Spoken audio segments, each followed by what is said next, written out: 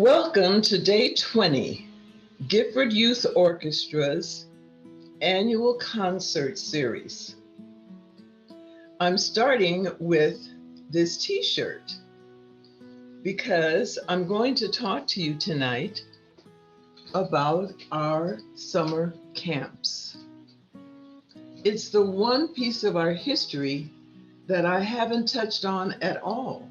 And you can't have history if you don't have it all. And summer camp is a big part of our experience.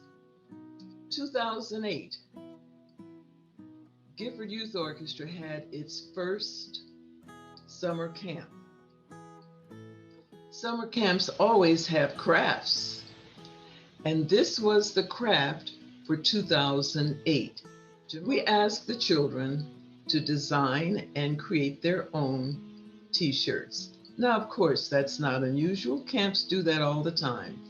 And this was our first year. We did what we know that camps do, crafts. But one of the things we had to do was figure out, how do we separate the advanced students from the younger students and from the guests from the community? Because Gifford Youth Orchestra Camp is free to all of our students and also to any child in the community that wants to have the summer camp experience with us. So we decided we would start the day at 8 o'clock with our advanced students. And at noon, when we break for lunch, we would invite the other children to come and join us. So the first picture you see is of Jevin and Sakesha Crosdale. And the next picture you see is Jamari and Chantel Crosdale. Jamari Williams and Chantel Crosdale. They were the four who were our advanced students. And so they had breakfast, and then we had these intensive sessions for them.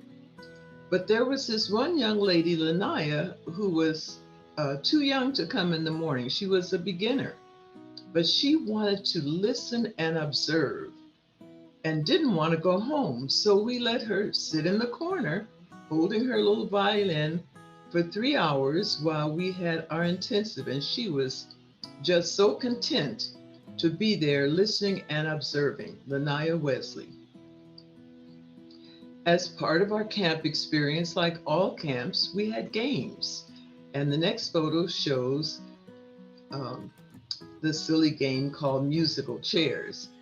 But the children loved it, and the boys got involved in it, and then it got to be quite a game. Chairs were flying everywhere. They had fun. In the next photo, you'll see the boys supposedly shaking. You'll see Jevin's hand kind of moving.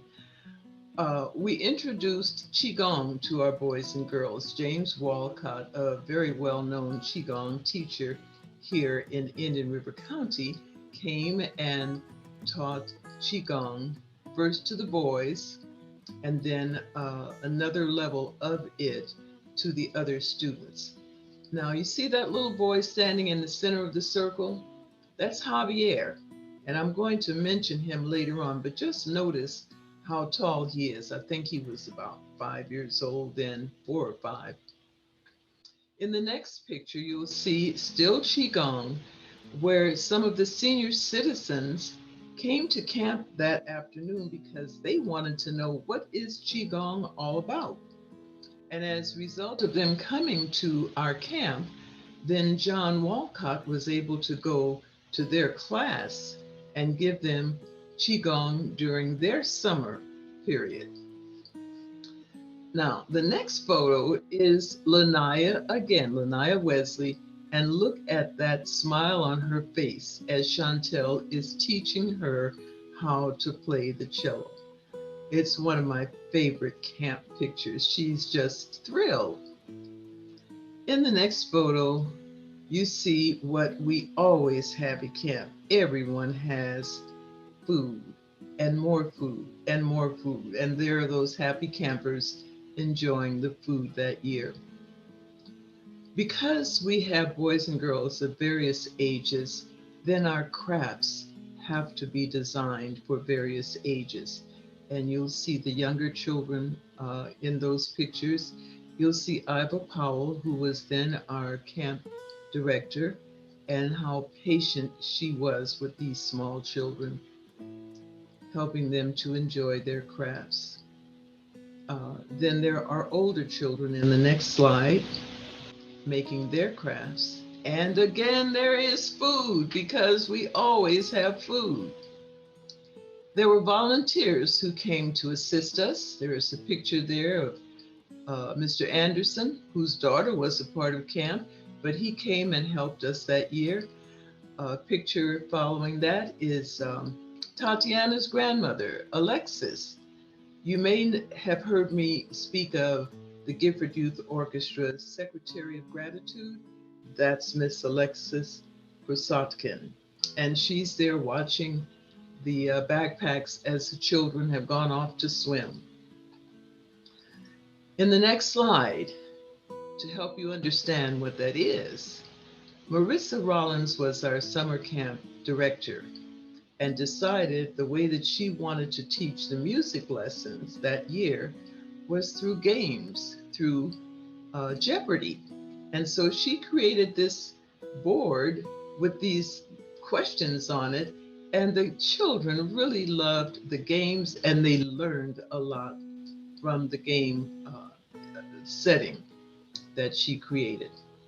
At the end of camp that year, of course, we presented certificates, and she's presenting a certificate to that little boy I told you to watch in the Qigong circle in 2008. Well, 10 years later, 2018, there he is receiving his certificate from Marissa Rollins. That's Javier Edmonds. 2019 is a picture of Sue Lorimer, who was the camp director last year, and she passed out the certificates to her group of students. Now, what you see in the next slide is the violin case, and it's the babysitter for the cell phones. The only way we can keep our children from spending the whole day on their cell phones is to ask them to put them in the babysitter crib. And that's what you see there. Part of our camp included leadership training. And so there were affirmations on the walls for the children to remember what we were teaching them in the leadership workshops. Drumming was also a part of our summer camps. And that particular slide is just showing how different groups of students had an opportunity to get a feeling for different instruments, different percussion instruments, before we put them all together and had our drumming sessions. Now, I don't have to explain the next two. You know that summer camps always have swimming. And so there are photos of our children swimming. And it was convenient for us to have swimming because our classes were held in the classroom at the Gifford swimming pool. So they could just walk right on out to the pool. The next photo, you'll see Jada Powell, and she was experimenting with the cello. Once Jada put her hands on the cello, she didn't want to let go. And she played the whole week. She played that whole week on her cello, and even on the last day when we had our program, she performed with the cello. Fast learner, great student. Of course, in any camp, you're going to have a group picture at the end of camp. I don't have group pictures for all of the camps. Don't have one for the 2008 camp, unfortunately, but we have 2016, 2017, 18, and 19, followed by some pictures of parents at the program at the end of camp.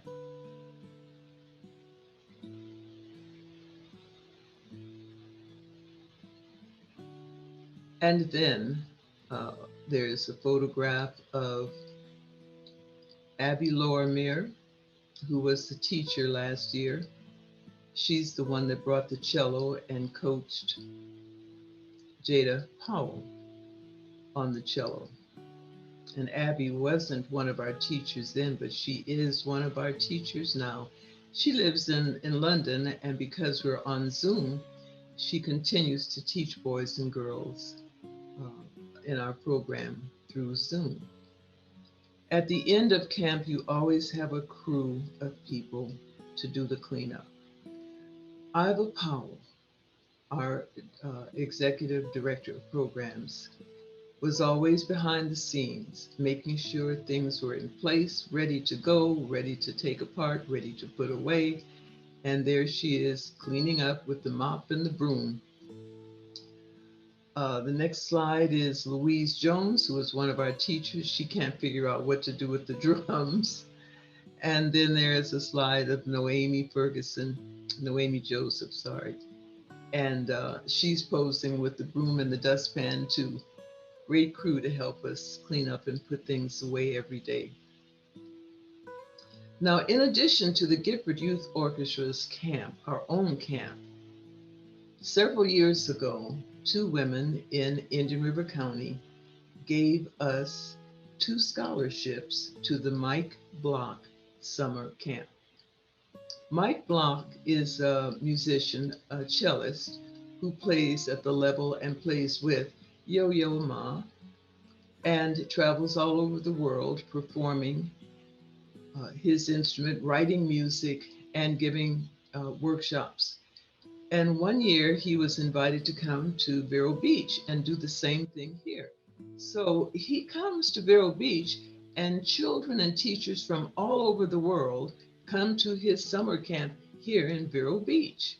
And our children get to participate in his camp because people in Indian River County give scholarships to us for this occasion.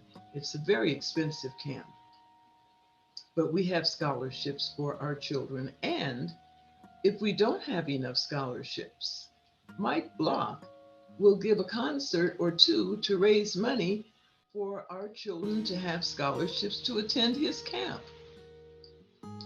The music is different for our children. It's jazz, it's bluegrass, and the way it's taught is not with music for them to read, but to learn to hear it and then play by ear.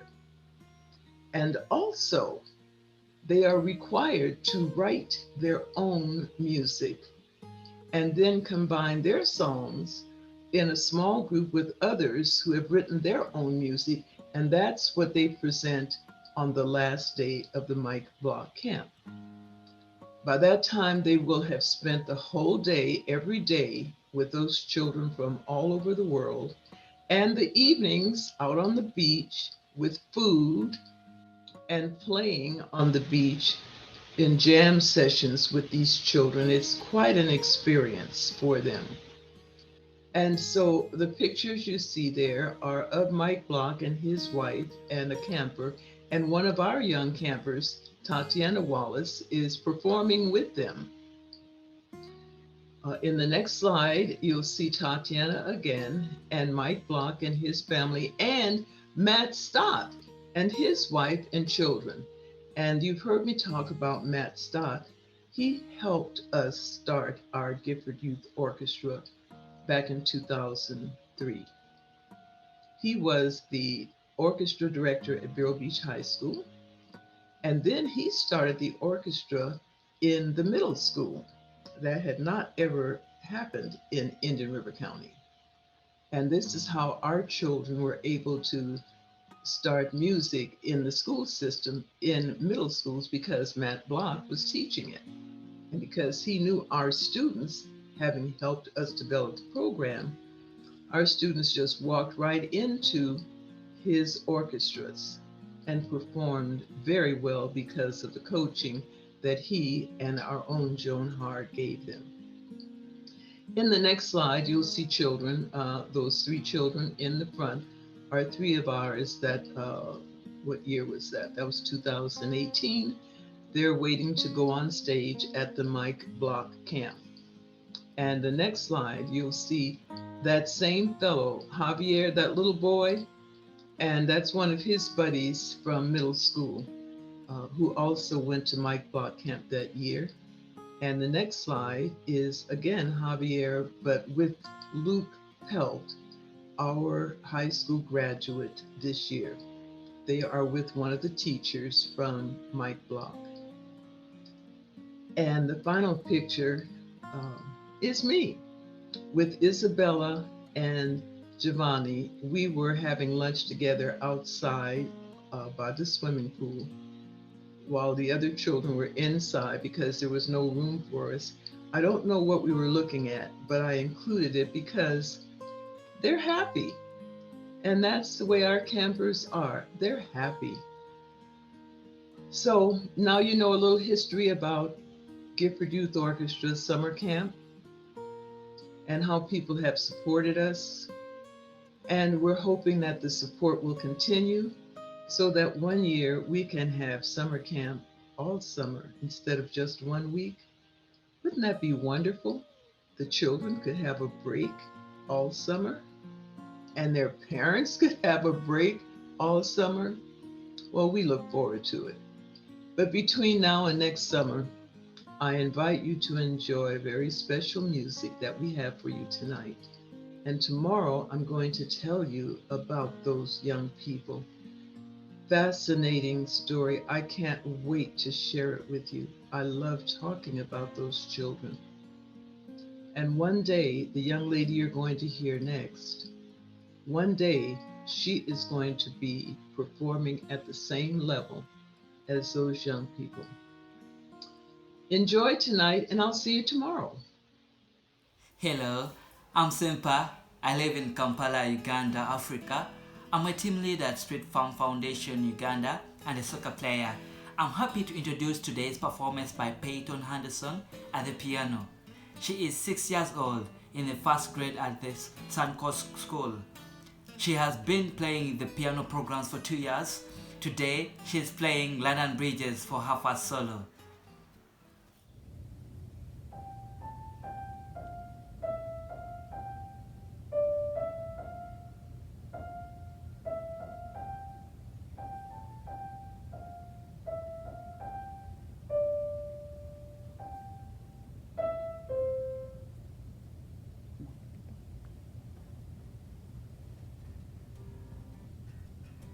Hi, welcome to the concert. My name is Marcus Rogers. I have the distinct honor and pleasure of introducing to you Priscalina Duzable. She is a high school senior from John Carroll. She will be playing a piece composed by Martini entitled Govat. Her future plans are to become a OBGYN physician. I'd like to thank you for your continued support of the Gifford Youth Orchestra. Enjoy the concert.